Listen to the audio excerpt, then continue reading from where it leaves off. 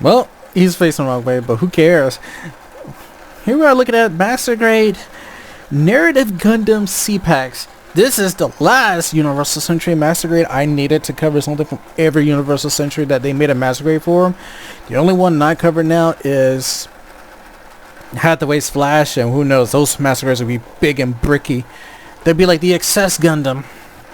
Looking at you, Penelope. You can see maybe a little bit more posable, but still. So this is the Narrative Gundam. And this is with the C-Packs on and the Psycho Frame added on.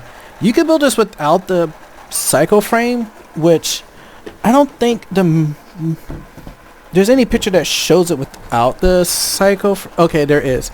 So if you remove all the purple and switch some stuff around, this is what it would look like without it. But because I'm adding the Psycho Frame, it looks like this now.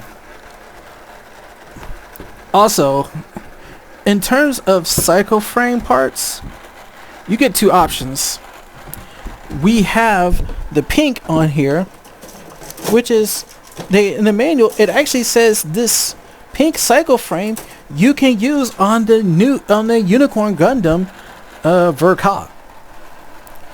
Well, I had the Unicorn version. My Unicorn version is the HD cage, so I think this will still work on it. But I know these knee parts, the knee ankle parts, and the parts on the shield, and I believe some of the shoulder parts and everything, they can all be transferred over and used on it because these are supposed to be more detailed. But then there's also an A plate and B plate. So what are these plates? I don't think these are Narrative Gundam. These plates would be the plates for the these actually are the plates for Unicorn. These are Unicorn Gundam's plates. But the thing is, you can see I'm not using all of them, because you have to choose, do you want to use the gray, which is the deactive Psycho Frame, or the active Psycho Frame. I chose active because why not? There are extra parts you can get, or subtle parts you can use here and subtle changes. So firstly, the beam sabers, because I'm using the Psycho Frame, they changed the backpack around. This puts the beam sabers being stored up here. Normally, if you was not doing that, they would be stored actually down here. There's a little two-part piece that you would put in here. Think of like the Yakushiki's beam sabers being stored. They would be stored down there like this. So this beam rifle also has parts. Not many, but this is the beam rifle version for Narrative Gundam. But you can swap out a few parts, I think like the barrel and part of the scope. And you can make this a Jagen's beam rifle.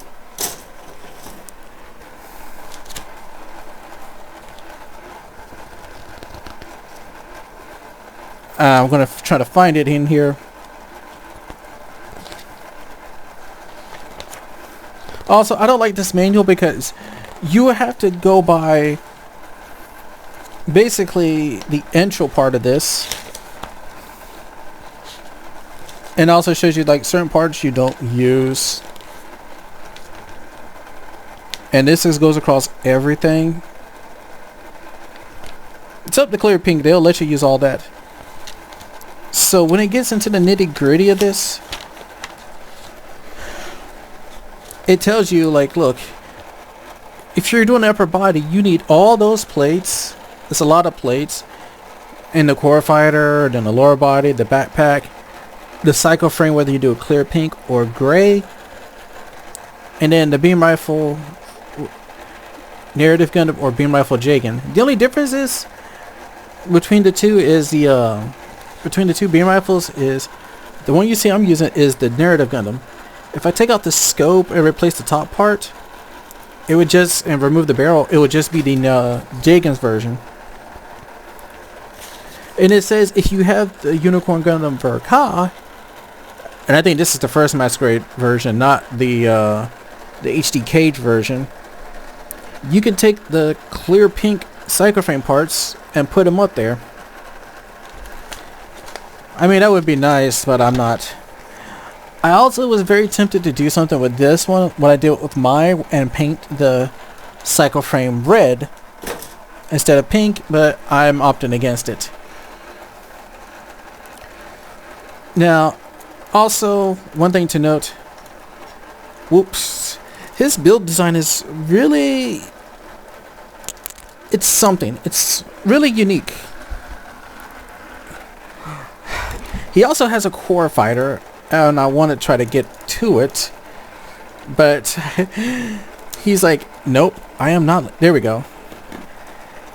He has a core fighter.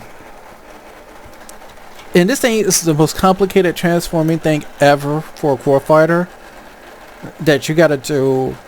It's not just you just bend this thing down and you're done. No, the wings have to be bent, turned, rotated out, then turned again, rotated in, and locked down just to be in place.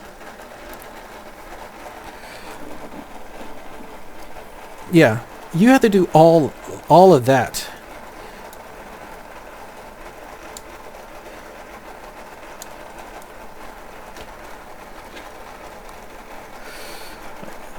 Uh-oh. Also, some of these cycloframe parts do not want to stay in. And also, to get the chest back on, you have to open it up and push down and then close everything back around on it.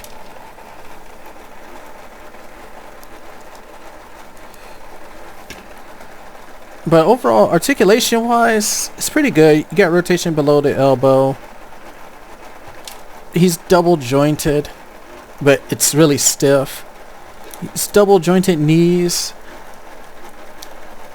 I mean, it's like the same thing like the Unicorn Gundam, per se.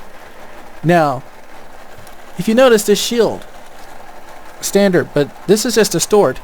There are parts you need, there is parts you build. Little accessory parts, if I can find them. Also, you do get extra hands because a pair of fists, an extra stock, one extra magazine pack, and this is the part that you put on to make it the Jagan rifle. Here's the other part. This is the part I'm talking about for the beam sabers, if you want to store them, but this is for the non-destroy mode. This part was used if you're not using the cycle frame. This will be on the backpack because the backpack will have a different configuration. This barrel is if you're going to use it with the Jagan's version. This blue part here was actually where the crotch is.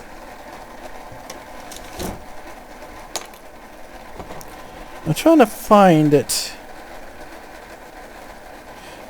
You also get landing gears for the core fighter. I'm trying to find it, and I know it's here. Oh, there they are. So you get two of these that you build up. These are the parts you use to put. You put this on the arm.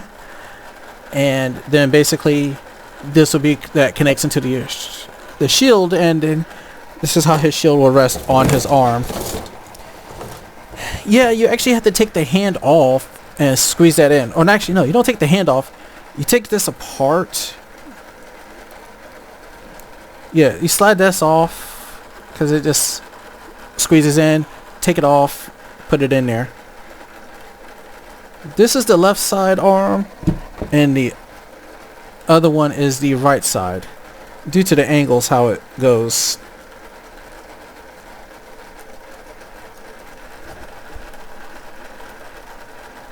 Though, no, they both look left. One of them is supposed to be the other way, but they both seem to be facing. No, this is the left. Yeah, this is the left side because the way the piece here is. it goes outward, so this would be perfect to go. No, this is for the right side because this moves the shield outwards instead of backwards. Same thing, and this would be the right side. So yeah, that's pretty much it. What you get with the Narrative Gundam.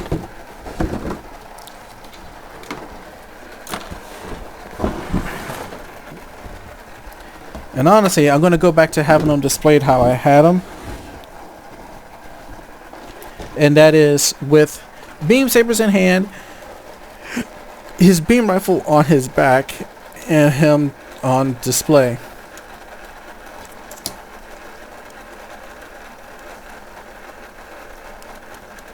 Him ready to attack whoever. Also, I will admit, his hands are the most unique in terms of master grade hands. And this is saying something, especially coming from me, because the 3 fingers are built differently.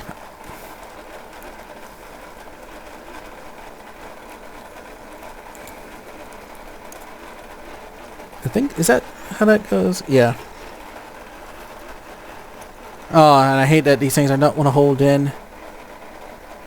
So, what's so special about the Narrative Gundam's hands? Well, the thumb is one hand. Each of these fingers have knuckles in them. Yeah, he's a master. He has the similar hands like the new Gundam has, and Hainu with articulated fingers. But yeah, each one has a knuckle. Even the thumb. So they all have knuckles. But what makes it better is these 3 fingers are connected. It's a whole new design they use for this. I like it. It's very unique in of itself. But I also don't like it because it also means you can lose fingers popping off easy. And one of them just did pop off. I like the idea that what they're going with. Also, he has the same thing that Neo Gundam has, and like the Gundam 3.0, New Gundam Hainu, Sazabi, I think Sinanchu. He has pegs in his hands, so these just don't just pop in. You actually have to peg them in.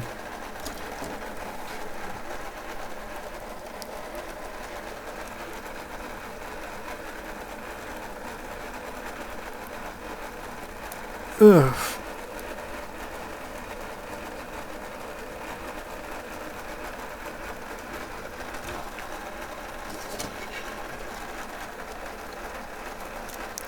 So yeah, he has unique hands, and I do like him. And honestly, I kind of like him with this pose like this. One thing I will admit, his head build design is unique. And it gives some, you know, uniqueness in terms of master grades now, that it does some stuff differently. Though the only thing I don't like is the fact that the clear piece you put in the head is really, really tiny. And that really irritates me, especially when you got kind of big hands like I do. It's really annoying.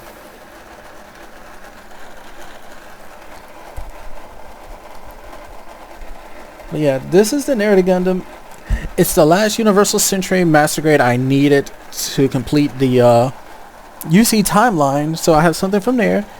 He's actually pretty decent overall. The only thing I might worry about, and I will say this wholeheartedly to anybody, is his waist and torso. This whole section, the waist torso section, be mindful because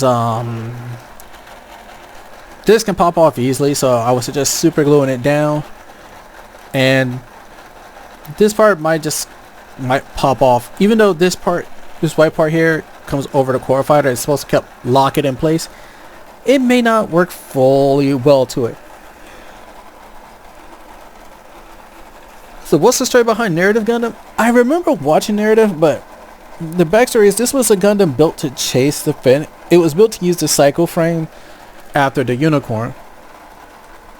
But there was also the Phoenix, and at the time, they was going to scrap the narrative for the Phoenix, and something went like the Phoenix went rogue and disappeared. So while they had scrapped this, removing the armor, they decided to put some armor back on it, but they left a lot of key areas exposed to put it back into combat to chase the Phoenix, which is why you don't have armor on the upper arms, the upper legs, and the whole torso is exposed. So that core fighter is exposed. Now, other Gundams had their core fighter, part of their core fighter exposed. Double Zeta had part of his core fighter exposed, but the cockpit was not. It had a cover. Same thing, the original Gundam had a core fighter, but all of it was covered by the upper body. How many other Gundams I know of had a core fighter? Not many. Impulse Gundam had a core fighter too, but I'm also pretty sure that its upper body, its whole body, upper and lower body, covered that core fighter. So this is one of those where we're like, yeah, it's exposed. So you probably really has to be good about protecting himself. So yeah, this is the unicorn. I mean, the narrative Gundam. I almost called him unicorn. It's the narrative. It's an awesome master grade, to say the least. Unique enough in its own design. He doesn't stand out. He stands out enough to have some presence, especially in the color of the cycle frame. And I swear, if I painted this red or a reddish pink, it would pop even more. And then I can actually come back in and put the detail panel lining in there. But yeah, that's pretty much it for this guy. And see you guys next time.